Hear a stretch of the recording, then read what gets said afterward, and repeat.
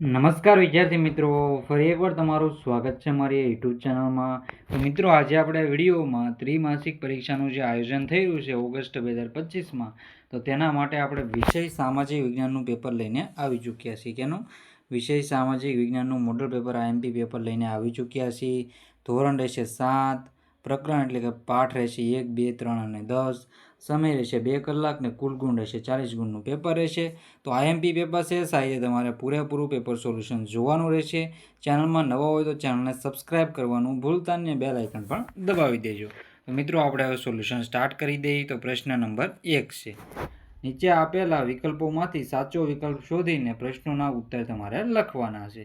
તો આપણે સાહિત્ય સોલ્યુશન કરાવી રાખીએ. તો પહેલો ક્વેશ્ચન છે, બુંદેલખંડનું રાજ્ય પાછળથી કયા નામે ઓળખાતું હતું? તો બુંદેલખંડનું રાજ્ય પાછળથી કયા નામે ઓળખાતું? પ્રકરણ 1નો પ્રશ્ન છે આ. ઉજ્જૈની, પ્રતિહારો, જેજાકભુક્તિ કે ચોલુક્ય? એમાં આપણો આન્સર રહેશે જેજાકભુક્તિ. કયું રહેશે? જેજાકભુક્તિ. પછી છે બીજા નંબરનો ક્વેશ્ચન, દિલ્હી સલ્તનતના પ્રથમ મહિલા શાસક કોણ હતા? તો દિલ્હી સલ્તનતના પ્રથમ મહિલા શાસક કોણ હતા? રઝિયા સુલતાના, નૂરજહાં, અર્જમંદ બાનુ, કુતુબુદ્દીન ऐबक? તો એમાં આપણો જવાબ શું આવશે? એમાં આપણો જવાબ રહેશે રઝિયા સુલતાના. ઇલ્તુત્મિશના પુત્રી હતા રઝિયા સુલતાના. એનો જવાબ આપણો આમાં રહેશે પ્રથમ મહિલા શાસક. ગુલામ વંશના શાસક હતા. ત્રીજા નંબરનો ક્વેશ્ચન છે, ભારતમાં મુઘલ સામ્રાજ્યની સ્થાપના કોણે કરી હતી?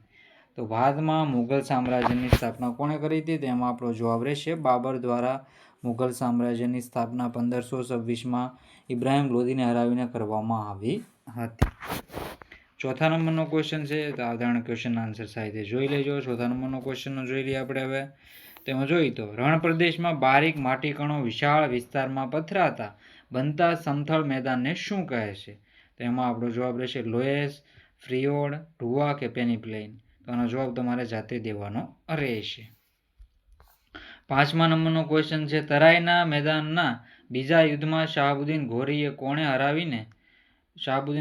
કોણે હરાવીને દિલ્હીમાં સત્તા સ્થાપી હતી? મોહમ્મદ ગઝનીને, અલાઉદ્દીન ખિલજીને, પૃથ્વીરાજ ચૌહાણને કે સોમેશ્વર ચૌહાણને? તેમાં આપણો આન્સર રહેશે બીજા યુદ્ધમાં કોણે? શાહબુદ્દીન ઘોરી કોણે? પૃથ્વીરાજ ચૌહાણને હરાવ્યા હતા. તેમાં આપણો જવાબ શું રહેશે? પૃથ્વીરાજ ચૌહાણ આપણો આમાં જવાબ રહેશે. પ્રથમ યુદ્ધમાં હરાવ્યો હતા અને બીજા યુદ્ધમાં એ ખુદ હારી ગયા હતા. પછી છે પ્રશ્ન નંબર 1નો બ, યોગ્ય શબ્દો વડે નીચેના વિધાનોની ખાલી જગ્યા પૂરવાની રહેશે. તેમાં જોઈએ તો પહેલું છે, ઈસવીસન 540માં પુલકેશી પ્રથમ વાતાપીને રાજધાની બનાવી અલગ સ્વતંત્ર રાજ્યની સ્થાપ્યું હતું. આ સીધા જવાબ તને આપી દીધેલા છે. જો આ લીટી છે ને, આ જો સીધા જવાબ રહે. શું રહેશે? સીધા જવાબ. બીજા નંબરનું છે, અહીંયા આવશે, જલાઉદ્દીન દિલ્હીની ગાદી પર બેસનાર ખિલજી વંશનો પ્રથમ શાસક હતો. તો જવાબ રેડી છે. પછી છે, વિજયનગર સામ્રાજ્યની સ્થાપના ખાલી જગ્યા નદીના કિનારે? તો તુંગભદ્રા નદીના કિનારે. ચોથા નંબર છે, જહાંગીરની પત્નીનું નામ ખાલી જગ્યા હતું? તો નૂરજહાં એમાં જવાબ રહેશે. પાંચમા નંબરનું છે, શિયાળની નીચેના કવચને સીમા કહેવામાં આવે છે? તો શિયાળની નીચેના કવચને સીમા કહેવામાં આવે છે. શું જવાબ આવશે? સીમા જવાબ આવશે. પ્રશ્ન નંબર 2 છે, નીચેના વિધાનો ખરા છે ખોટા તે જણાવવાનું છે. તેમાં જોઈએ તો પહેલું છે, સોલંકીઓના શાસનકાળને ગુજરાતના આપણે જોઈએ તો સોલંકીઓના શાસનકાળને ગુજરાત રાજ્ય શાસનમાં સુવર્ણયુગ ગણવામાં આવે છે. પછી છે, તો આ વિધાન સાચું છે. પછી ઈસવીસન 1526માં પાણીપતના બીજા યુદ્ધમાં બાબર સામે ઇબ્રાહિમ લોધીનો પરાજય થયો. તો આ ખોટું છે. તો આપણે જોઈએ તો અકબર માત્ર 14 વર્ષની ઉંમરે દિલ્હીનો બાદશાહ બન્યો હતો. તો એ પણ વિધાન કેવું રહેશે? આ વિધાન કેવું રહેશે? સાચું રહેશે. તો આ સાચું છે. ચોથા નંબરનું છે, રણ પ્રદેશમાં ભૂચત્ર આકારના ઢુવા જોવા મળે છે. તો આ ખોટું છે. રણ પ્રદેશમાં ભૂચત્ર આકારના ઢુવા જોવા મળતા નથી. થોડાક જોવા મળે છે એવું આપણે કહી શકીએ. પછી છે, બંધ બેસતા જોડકા જોડવાના રહેશે. પાલ વંશનો સ્થાપક? તો પાલ વંશનો સ્થાપક આવશે ગોપાલ. તો ગોપાલ. પલ્લવ વંશનો સ્થાપક? તો પલ્લવ વંશનો સ્થાપક આવશે બપ્પાદેવ. પછી ગઢવાલ વંશનો સ્થાપક પરાક્રમી રાજા ગોવિંદચંદ્ર. અને વાઘેલા વંશનો છેલ્લો શાસક આવશે કર્ણદેવ વાઘેલા. તો આવી રીતે તમારે જોડી દેવાના છે સાહિત્ય, તમે જોઈ લો. પાલ વંશનો સ્થાપક ગોપાલ આવશે, પલ્લવ વંશનો સ્થાપક બપ્પાદેવ, ગઢવાલ વંશનો પરાક્રમી રાજા ગોવિંદચંદ્ર અને વાઘેલા વંશનો છેલ્લો રાજા આવશે કર્ણદેવ વાઘેલા. તો આગળના ક્વેશ્ચન હવે આપણે સાહિત્ય જોઈ લઈએ. નીચેના પ્રશ્નોના ઉત્તર 1-2 વાક્યમાં લખવાના રહેશે. વનરાજ ચાવડાએ પોતાના નવા નગરનું નામ શું પાડ્યું? તો વનરાજ ચાવડાએ પોતાના નવા નગરનું નામ છે અણહિલવાડ પાટણ પાડ્યું હતું. પછી પાણીપતનું પ્રથમ યુદ્ધ કોની વચ્ચે થયું હતું?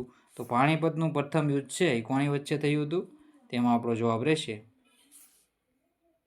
પાણીપતનું પ્રથમ યુદ્ધ ઇબ્રાહિમ લોધી અને બાબર વચ્ચે 1526માં થયું હતું, પાણીપતના મેદાનમાં. હુમાયુને શાંતિ ઈરાન જવું પડ્યું? તો કન્નૌજના યુદ્ધમાં શેરશાહે હુમાયુને હરાવ્યો. હુમાયુ બાદશાહમાંથી બેરોજગાર થઈ ગયો, તેથી હુમાયુને ઈરાન જતું રહ્યું. ખડકોના મુખ્ય પ્રકારો કેટલા હશે? કયા કયા? તો ખડકોના 3 પ્રકાર પડે છે: અગ્નિકૃત ખડકો, જળકૃત કે પ્રસ્તર ખડકો, રૂપાંતરિત અથવા વિકૃત ખડકો. પછી છે ભૂકવચ કોને કહે છે? તો પૃથ્વી સપાટીના સૌથી ઉપલા સ્તરને ભૂકવચ કહે છે. શું? પૃથ્વી સપાટીના સૌથી ઉપલા સ્તરને ભૂકવચ કહે છે. પછી છે નીચેના પ્રશ્નોના ટૂંકમાં ઉત્તર તમારે લખવાના રહેશે. તો સાહિત્યના તમારે જવાબ કરવાના રહેશે. સાહિત્ય જવાબ જોઈ લઈએ. બાકીના ક્વેશ્ચન પોઝ કરીને વાંચી લેજો. સોલંકી રાજા કુમારપાળ પર કોનો ઘણો પ્રભાવ હતો, તેથી પ્રેરણાથી કુમારપાળે શું શું કર્યું? રઝિયા સુલતાના વિશે ટૂંકમાં માહિતી આપો. તો આઈએમપી ક્વેશ્ચન છે, સાહિત્યના જવાબ તમે જોઈ લો. પોઝ કરીને તમારે વાંચી લેવાનું રહેશે ક્વેશ્ચનના આન્સર.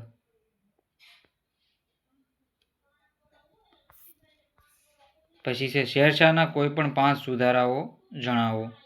બાહ્ય અગ્નિકૃત ખડકો કોને કહે છે? તો એના વિશેની માહિતી મેળવી લો. તો આના પણ જવાબ સાહિત્ય જોઈ લો.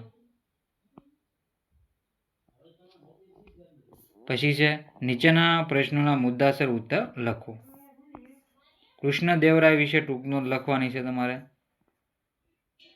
અને જ્વાળામુખી પર્વતની રચના વિશે ટૂંક નોંધ લખવાની રહેશે. તો 2 વિશે તમારા સાહિત્ય જવાબ ટીક કરી લેવાના રહેશે. કૃષ્ણદેવરાયને આપણે જોઈએ તો આંધ્રના ભોજ કહેવાય છે, ઘણા કવિનો આશ્રય આપ્યો હતો. પછી વિજયનગરની પાસે નાગલપુર નામનું નવું ગામ વસાવ્યું હતું. સિંચાઈ યોજનાઓ બહાર પડી હતી.